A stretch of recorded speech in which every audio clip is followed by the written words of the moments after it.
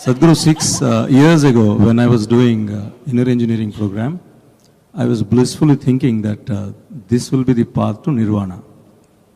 I was happily thinking I will be there.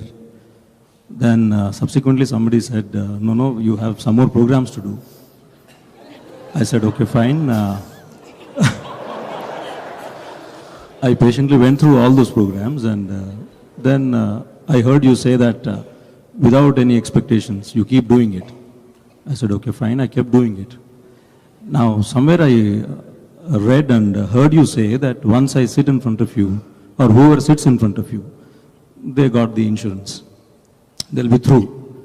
Now, I'm just wondering, do I have to go through all this, or I'm blissfully okay because I got the passport now? I just wanted to tell me this, Sadhguru, honestly, I would like to know. So, what you're asking is, tomorrow morning should I do my Shambhavi or not?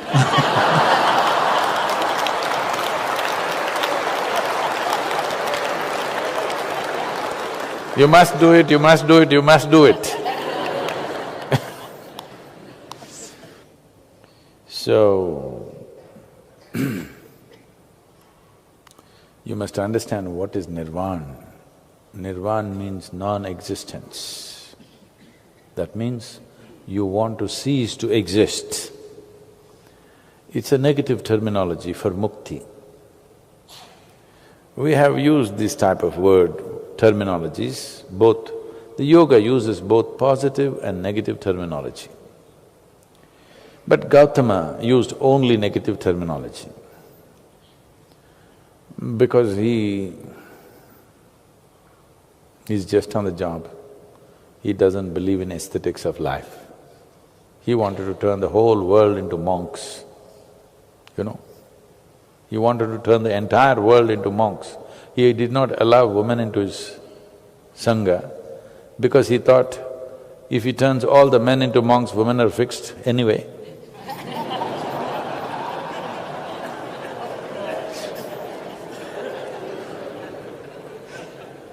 It didn't work like that. He underestimated life. Anyway, the word nirvana means non-existence. We have similar terminology in the yogic thing. Nirvikalpa, this, many nirs are there, okay.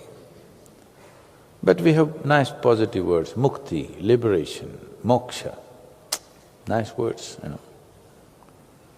So when you have to be inspired, we will talk in positive terminology. When you're sufficiently inspired, then we don't bother about positive terminology, we just say what? It's like, you know, when you… Suppose you met your spouse before marriage, you said certain things. But after a few months of marriage, you start saying what is true.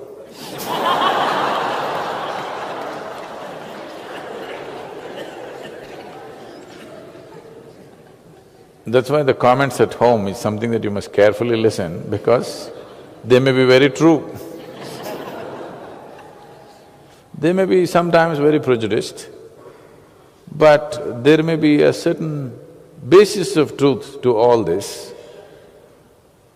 It is just that you may have many facets, but one particular facet is what they might have caught on with, and they're all the time talking about it, not willing to see the other facets, but there is a truth to it. Because in close proximity, when there were no pretensions, they have seen you, isn't it?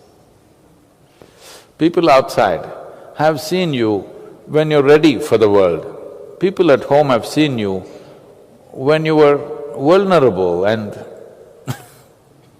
when your act is not ready. So nirvana means non-existence. Is that what you are seeking? You want to cease to exist? Is that what you are seeking? You want to cease to exist.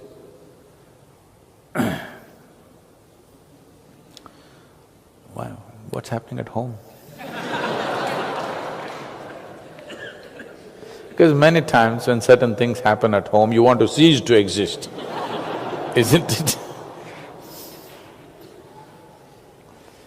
If it gets very bad, initially when the other person matters to you, when some things go bad, you want to cease to exist. After some time when things get bad, then you want that person to cease to exist.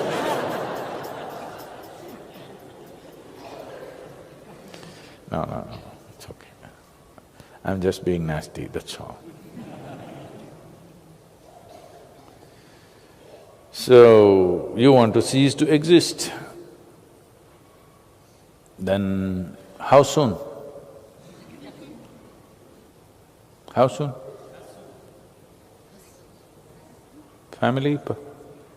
You get rid… Oh, they all want to live. Then you must be the cause.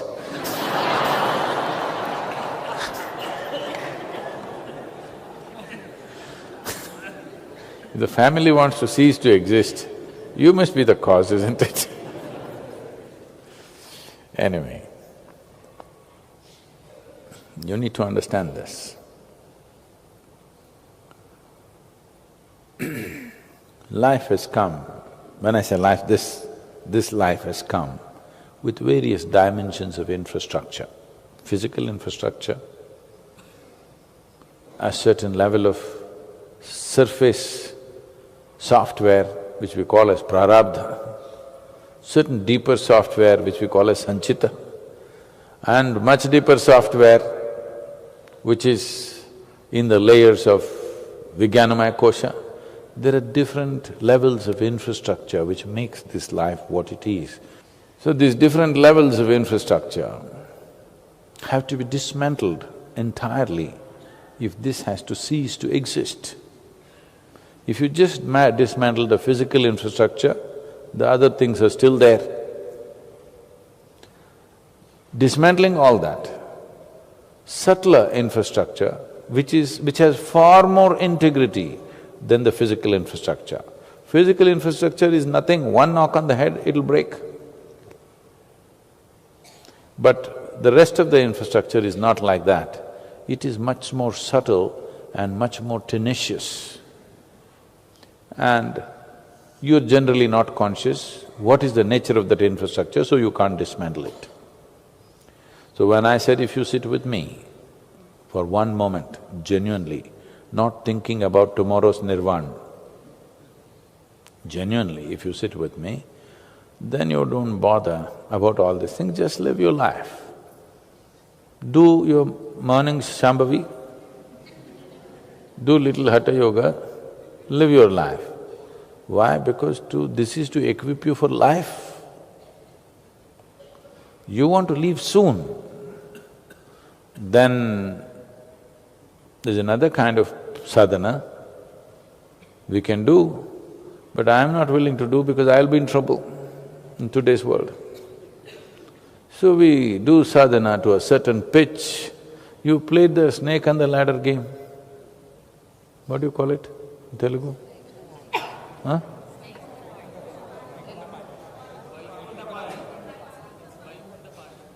Is it so? The snake and ladder game? Okay. Okay, that's a good name.